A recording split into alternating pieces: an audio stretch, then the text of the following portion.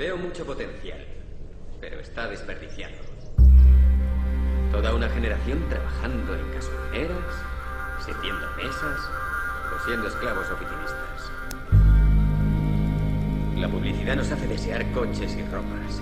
Tenemos empleos que odiamos para comprar mierda que no necesitamos. Somos los hijos malditos de la historia, desarraigados y sin objetivos. No hemos sufrido una gran guerra, ni una depresión.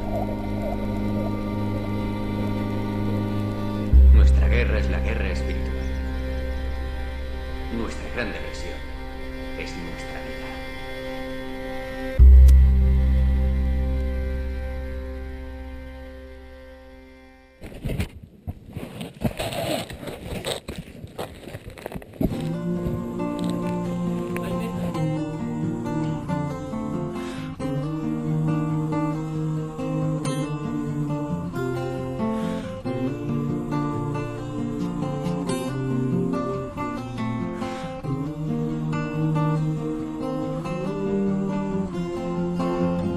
I saw your father in the hall.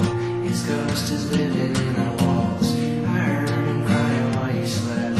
I heard him breaking things after you left. I watched you crawl into my bed with her suspended from your head.